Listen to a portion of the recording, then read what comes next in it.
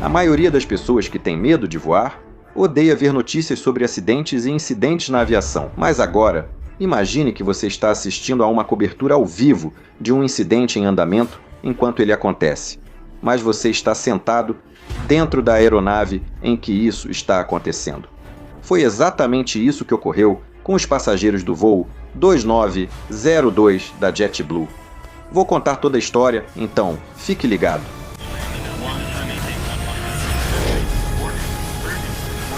A história do voo 2902 da JetBlue começou em 21 de setembro de 2005 e a aeronave envolvida era um Airbus A320 com 3 anos de serviço. A aeronave iniciou o dia no aeroporto JFK, em Nova York, e antes do primeiro voo, os engenheiros fizeram uma leve manutenção no trem de pouso dianteiro e trocaram alguns sensores de proximidade. Esses são basicamente sensores que detectam se a aeronave está no ar ou no solo. Após a conclusão do trabalho de manutenção, a aeronave seguiu do JFK até o aeroporto Bob Hope, em Burbank, na costa oeste dos Estados Unidos.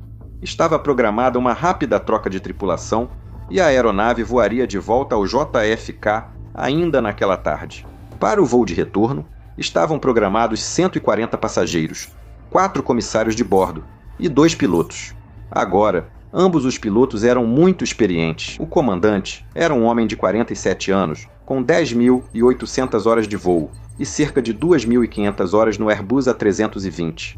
Ele era auxiliado por um copiloto de 37 anos que tinha cerca de 5.700 horas de voo e pouco menos de 1.300 horas nesse tipo de aeronave. O tempo em Burbank estava bom, com poucas nuvens altas, boa visibilidade e ventos leves. Decidiram que o copiloto seria o responsável pelos comandos no voo de volta a Nova York.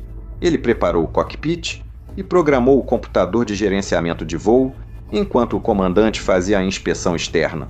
Agora, durante a inspeção externa, o comandante não notou nada suspeito. Então ele voltou para o cockpit e, juntos, a tripulação terminou a preparação pré-voo, a checklist, e começou a se preparar para o pushback. Antes de partir, eles precisavam terminar o abastecimento e haviam pedido 14.750 kg de combustível para o voo até Nova York. Por fim, o abastecimento foi concluído, a tripulação recebeu o comprovante de abastecimento e às 15h17 no horário local, o Airbus A320 começou o pushback do portão e iniciou o taxiamento para a decolagem na pista 15, em Burbank. O copiloto, atuando como piloto voando, iniciou a decolagem, ajustou o empuxo e acelerou na pista.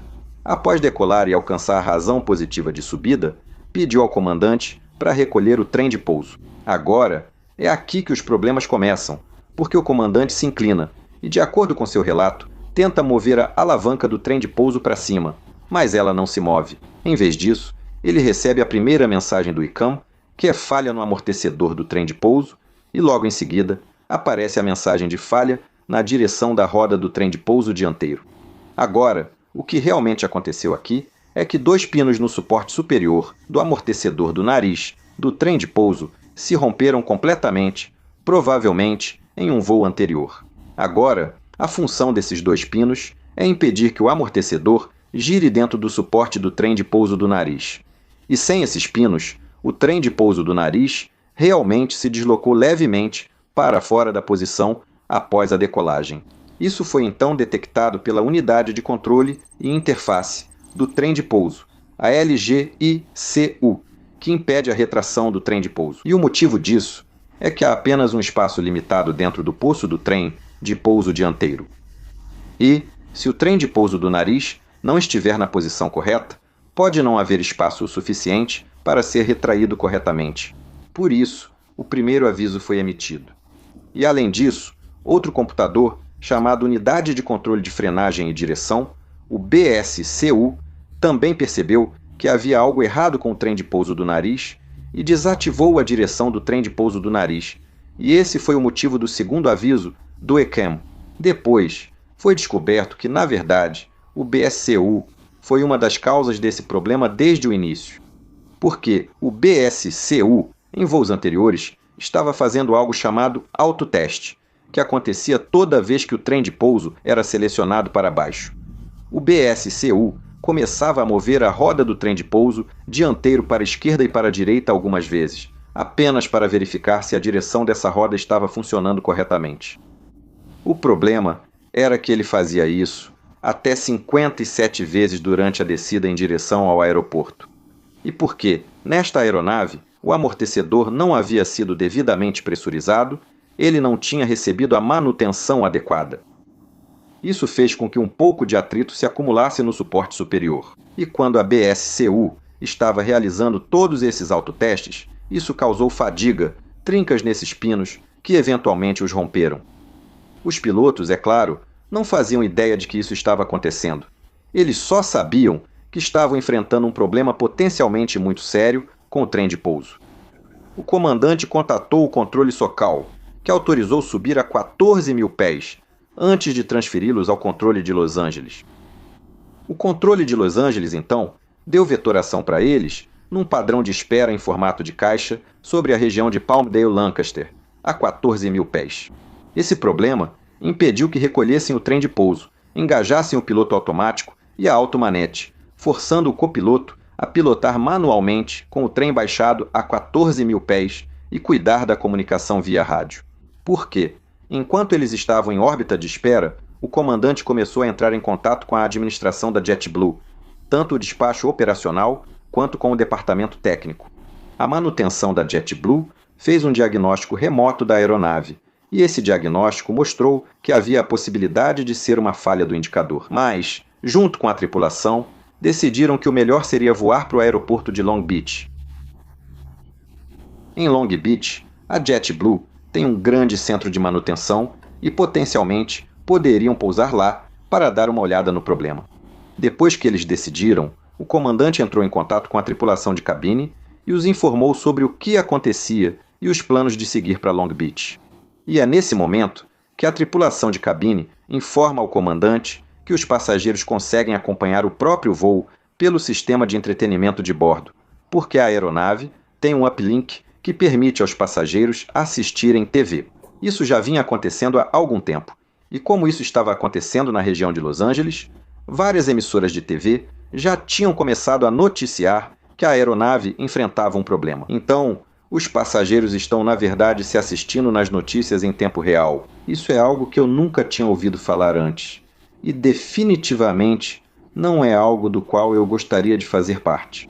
A aeronave inicia a descida para Long Beach e os pilotos avisaram ao controle de tráfego aéreo que, mesmo pousando com sucesso, não poderão taxiar devido ao problema no comando do trem de pouso dianteiro.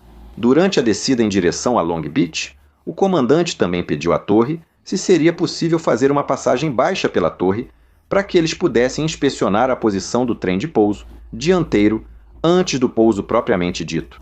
O controle de tráfego aéreo concorda, e enquanto a aeronave se aproxima de Long Beach, um helicóptero de vigilância de tráfego local, nas proximidades, os avista na aproximação e confirma que o trem de pouso dianteiro está inclinado 90 graus em relação à direção da aeronave. Os pilotos confirmam a informação, mas seguem com a aproximação baixa e sobrevoo da torre. E enquanto eles estão realizando a arremetida, os controladores de tráfego aéreo na torre conseguem realmente verificar que o trem de pouso dianteiro parece estar torcido 90 graus em relação ao seu eixo. Os pilotos agora sabem que estão enfrentando um problema muito mais sério do que pensavam inicialmente. O comandante faz um chamado Mayday e pede subida para 6 mil pés para seguir resolvendo o problema.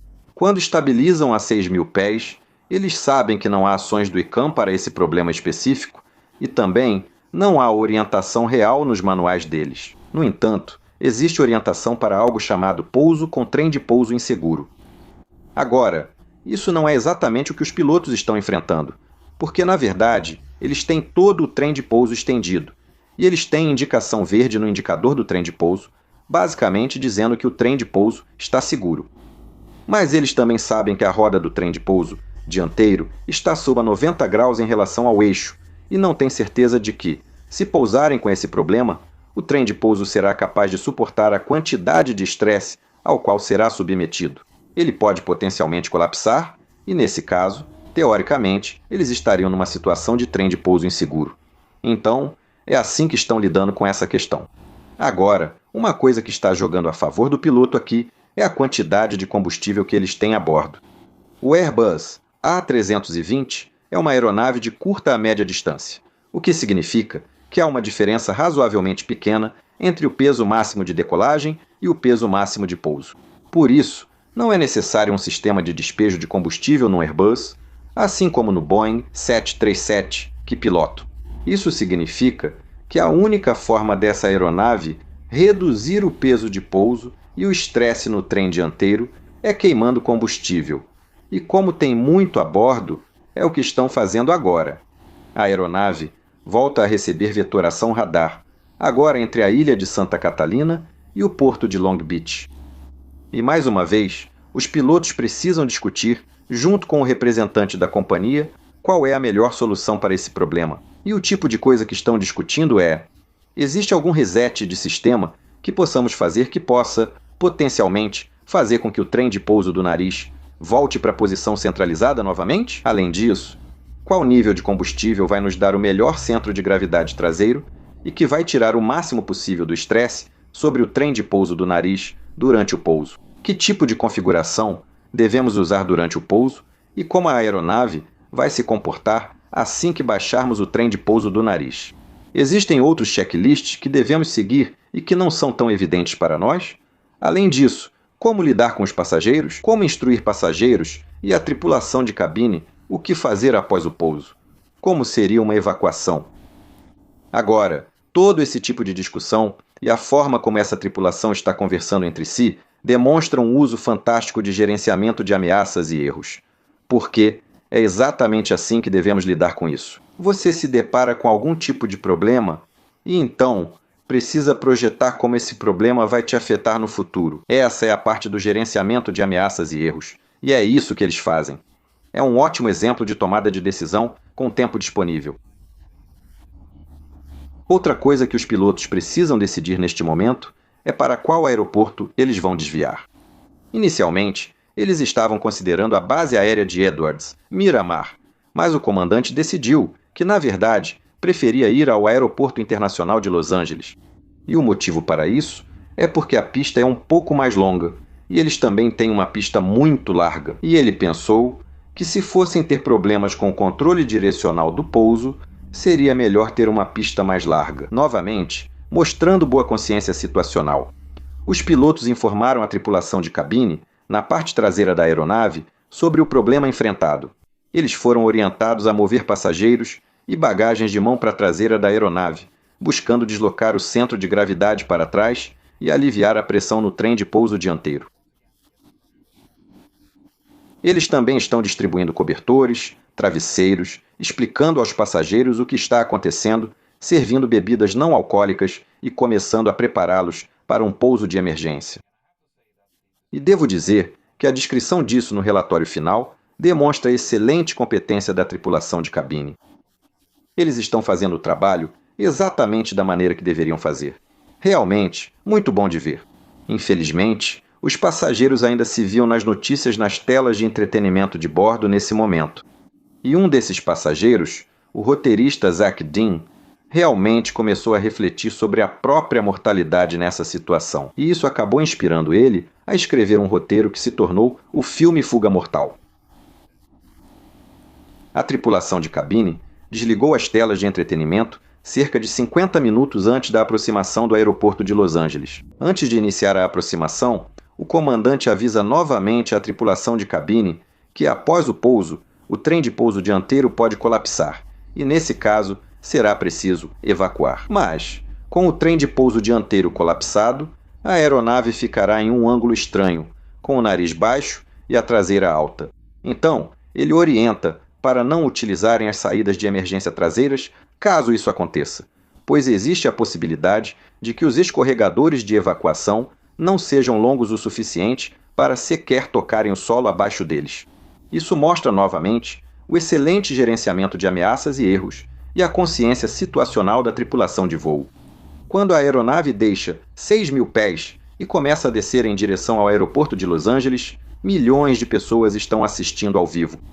Isso significa que há uma grande possibilidade de que os parentes e amigos das pessoas a bordo também estejam assistindo. A tripulação de cabine sabe disso e, por um breve momento, eles meio que se afastam dos procedimentos. Nesse momento, eles permitem que todos a bordo peguem seus celulares e liguem para seus amigos e familiares por alguns minutos, antes de pedir novamente para desligarem os aparelhos para o pouso.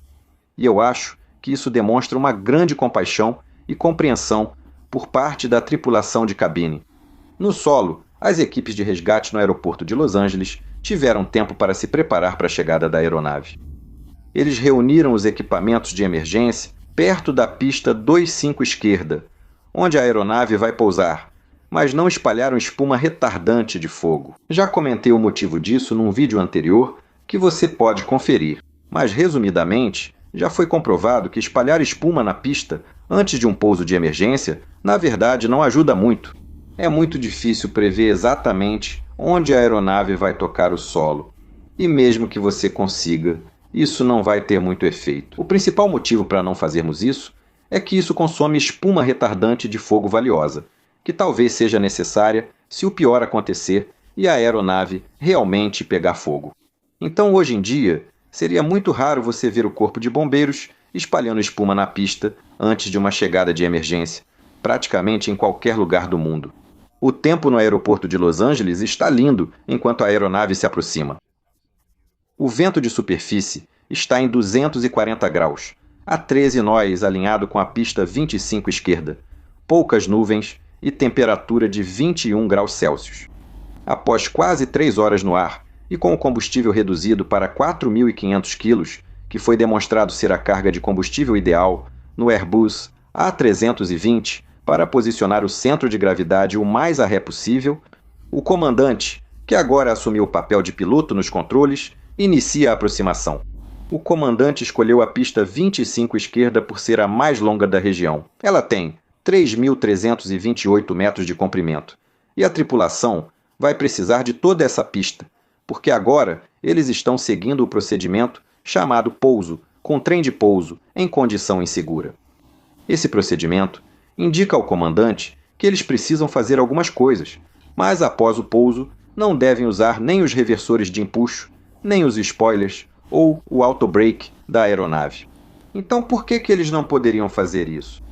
Bem, a ideia é que, se você está pousando com o trem de pouso dianteiro inseguro, existe a possibilidade de que o trem de pouso dianteiro possa colapsar. Se isso acontecer, você não quer que os motores estejam ligados nesse momento, porque partes do trem de pouso dianteiro ou do nariz podem ser sugadas pelos motores, que podem assim pegar fogo. Então, a ideia é que, após o pouso, você deve desligar os motores. Assim que você realizar um pouso seguro, um dos pilotos, o piloto monitorando, vai desligar os motores. E claro, se desligar os motores, os reversores de empuxo não farão diferença. Mesmo usando reversores de empuxo, eles aumentam a pressão para a frente no trem de pouso dianteiro. Quando se trata dos spoilers, provavelmente existe outro motivo para isso, que é, se você estiver usando os spoilers e o trem de pouso dianteiro colapsar, existe a possibilidade do corpo da aeronave ficar um pouco desalinhado, torcido. Você não quer se colocar numa situação em que acionou os spoilers das asas, mas por causa desse desalinhamento no corpo, agora não é possível recolhê-los. Isso dificulta que passageiros evacuando pelas asas consigam evacuar. Além disso, o motivo para não usar os freios automáticos é semelhante. Quando você começa a frear, isso também vai colocar mais pressão sobre o trem de pouso dianteiro. E aqui, se você tiver uma pista muito longa, você pode simplesmente utilizar a frenagem aerodinâmica da aeronave e a frenagem por fricção das rodas, sem usar tanta frenagem. Assim, aplicando menos pressão no trem de pouso dianteiro, pode-se evitar que colapse. É nisso que os pilotos pensam ao fazer a aproximação ILS para a pista 25 esquerda. À medida que a aeronave desce para 1.000 pés, o copiloto despressuriza a cabine. Ele faz isso para garantir que não haja pressão residual dentro da cabine, caso eles precisem evacuar imediatamente após a aeronave parar. Quando eles passam por 500 pés, ele pega o microfone do PA e avisa a cabine dizendo: posição de impacto, posição de impacto, posição de impacto. Agora, a tripulação de cabine percorreu toda a cabine e instruiu todos os passageiros sobre como adotar a posição de impacto corretamente. Então, os passageiros agora vão manter a posição de impacto até que a aeronave pare completamente. Às 18h20 horário local, o Airbus A320 toca o solo a uma velocidade de cerca de 115 nós, bem dentro da zona de toque na pista 25 esquerda. 5 segundos após o toque, o copiloto se inclina e aciona ambos os interruptores de incêndio, desligando os motores.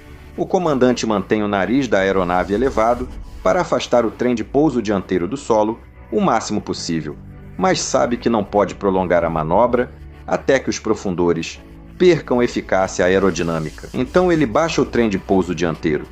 Quase imediatamente, os 2 pneus esvaziam e se despedaçam. As rodas do trem de pouso dianteiro, então, são arrastadas pelo asfalto até chegar ao eixo da roda, criando muitas faíscas e fumaça que todos nós pudemos ver nessas imagens famosas da TV, enquanto isso acontecia. A aeronave para totalmente, exatamente sobre a linha central da pista 25 esquerda. Inicialmente, a tripulação espera, porque não sabe se o trem de pouso dianteiro vai colapsar. Mas, por fim, fica claro que o trem de pouso dianteiro está sustentando, e ao invés de iniciar uma evacuação, eles solicitam que uma escada externa seja posicionada na saída dianteira esquerda e começam a desembarcar os passageiros por essa porta. Isso já havia sido discutido pela tripulação antes do pouso, pois não se deve evacuar uma aeronave sem real necessidade. O motivo é que, numa evacuação, quase sempre alguns passageiros se machucam, torcendo o pulso, quebrando um tornozelo ou algo parecido. Então, uma evacuação é algo que fazemos apenas como último recurso. Nenhum passageiro ou tripulante se feriu neste incidente, e a aeronave teve apenas danos leves no trem de pouso dianteiro. Como já expliquei, eles trocaram parte do trem de pouso dianteiro com a aeronave parada na pista e depois a rebocaram para o hangar, onde iniciaram a investigação da causa do ocorrido. E foi aí que eles perceberam, através de uma inspeção boroscópica do trem de pouso dianteiro, que os pinos tinham sido arrancados do suporte superior do amortecedor, como expliquei anteriormente. E isso levou a Airbus a alterar parte do software na BSCU, a unidade de controle de freio e direção, para que ela não realizasse tantos daqueles testes prévios ao pouso como vinha fazendo antes. Eles também perceberam a pressão incorreta dentro do amortecedor e começaram a investigar o motivo disso. Foi então que eles perceberam que, quando o amortecedor estava sendo revisado, isso era feito com todo o peso da aeronave ainda apoiado sobre ele. No fim, era quase impossível conseguir a pressão certa nessas condições. Como resultado, ficou decidido que a revisão do amortecedor do trem de pouso dianteiro deve ser feita com o trem devidamente suspenso por macacos e sem peso sobre ele. Agora, acabou que essa não seria a última vez que um Airbus A320 pousaria com o trem de pouso dianteiro travado a 90 graus perpendicular à aeronave. Existem muitos outros casos assim, por diversos motivos. Se quiser saber mais, fiz um vídeo sobre isso no Menturnal, meu novo canal, e espero que já tenha se inscrito. Você pode conferir aqui em cima e espero que todos vocês estejam muito bem. Se quiser apoiar meu trabalho aqui e no Menturnal, considere entrar para a minha equipe no Patreon ou adquirir produtos oficiais. Tenha um dia absolutamente fantástico e nos vemos na próxima. Tchau, tchau!